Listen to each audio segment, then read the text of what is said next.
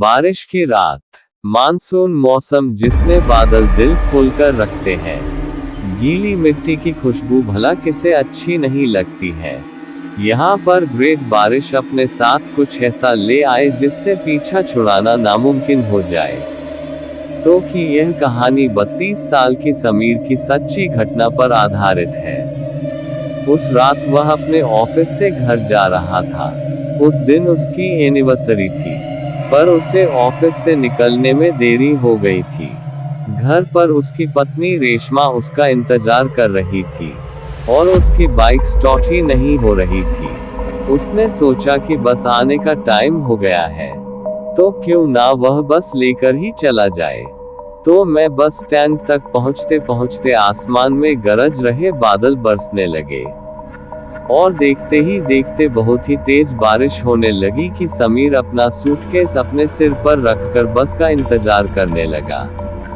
समीर के कपड़े पूरी तरह भीग रहे थे कि तभी उसके ऊपर बारिश की बूंदें गिरना बंद हो गई। समीर लेफ्ट साइड में देखा तो एक आदमी अपनी छतरी के आधे हिस्से से समीर को भी भीगने से बचा रहा था।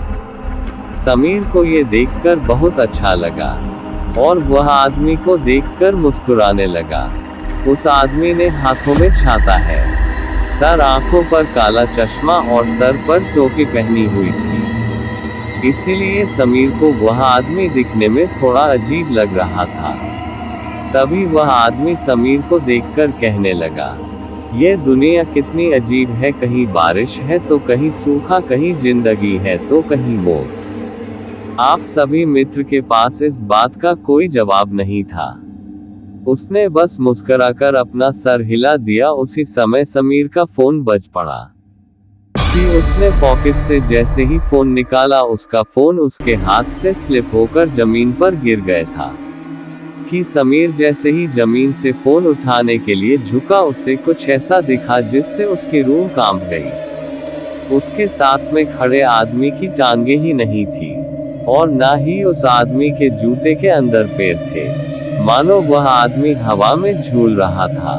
समीर के चेहरे का रंग बदलने लगा और उसने चुपचाप अपना फोन उठाया और उसके पैरों के बारे में सोचने लगा। समीर ने उस आदमी से दूर जाने का सोचा, लेकिन जैसे ही उसने अपनी नजरें घुमाई तो उसने देखा कि अब पूरा बस स्टैंड खाली था। आसपास किसी और आदमी का भी नामो निशान नहीं था। वहां पर अब समीर और उस आदमी के अलावा और कोई भी नहीं था। कि समीर की हालत खराब हो रही थी। देखते ही देखते बारिश और तेज होने लगी। उस तूफान के बीच उस बस स्टैंड पर वही दोनों खड़े थे। समीर को बारिश की वजह से अब कुछ ढंग से दिखाई भी नहीं दे रहा था। उसे कोई बस भी आती हुई दिखाई नहीं दे रही थी।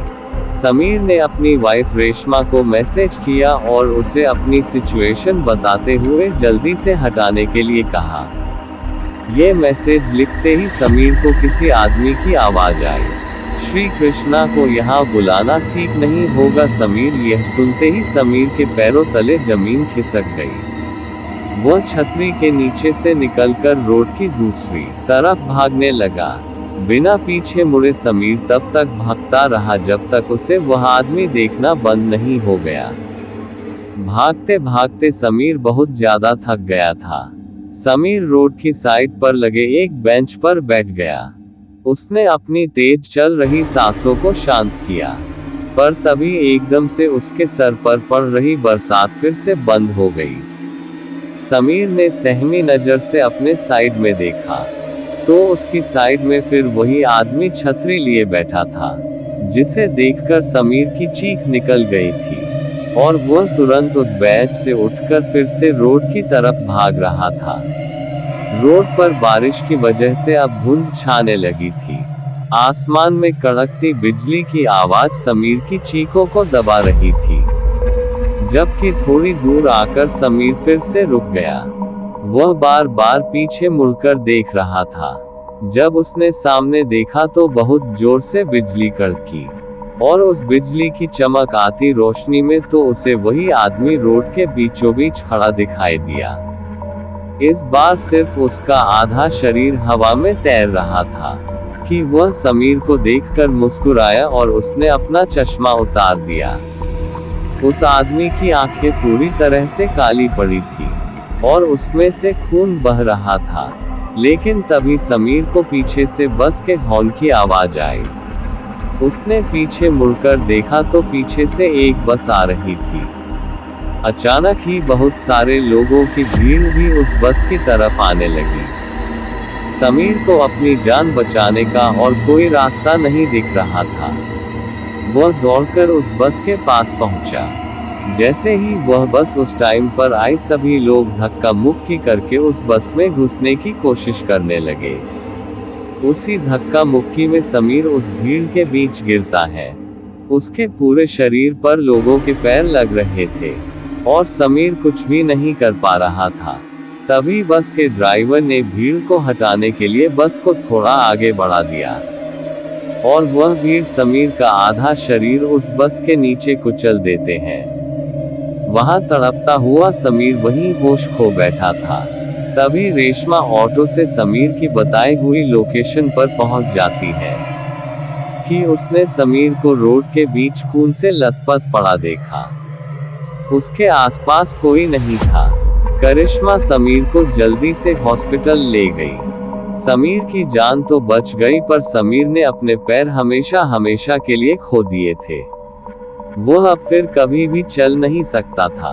कि जब उसने अपने साथ हुई घटना बताई तो कोई भी समीर की बताई हुई बातों पर यकीन नहीं कर रहा था। पर जब रेशमा ने उस बस स्टैंड से जुड़ी न्यूज रिपोर्ट को देखा तो उसके होश उड़ गए। उसने देखा कि करीबन 10 साल पहले ऐसे ही केस में एक आदमी की मौत हुई थी और तब से लेकर आज तक हर साल मॉनसून के महीने में एक आदमी ऐसे ही हादसे का शिकार होता है। और पुलिस को बयान देते वक्त वह सभी एक अजीब सी काली आंखों वाले आदमी के बारे में बात करते हैं। करिश्मा समझ गई थी कि समीर भी उस काली आंखों वाले आदमी का शिकार हुआ है। कुछ ही सालों बाद डिप्रेशन के कारण समीर की मौत हो गई थी। कि अब रेशमा हर साल मॉनसून के महीने में उस बस स्टैंड पर जाती है, इसी उम्मीद में कि उसकी मुलाकात उसका हुलिया आंखों वाले आदमी से हो जाए। करिश्मा को हमेशा लगता है शायद वह काली आंखों वाला आदमी भी ऐसे ही किसी भीड़ के नीचे आकर मर गया होगा और अब वह सबसे अपना बदला ले रहा हो। करिश्मा उससे ये पूछना चाहती थी कि वह ये सब क्यों कर रहा है, पर करिश्मा को वह आदमी आज तक कभी नहीं मिला और शायद कभी मिलेगा भी नहीं। यहाँ पर आपको क्या लगता है, कौन था वह आदमी और उसने समीर को ही क्यों चुना? तो कैसी लगी आपको आज की कहानी? Please like, share and subscribe. Thank you.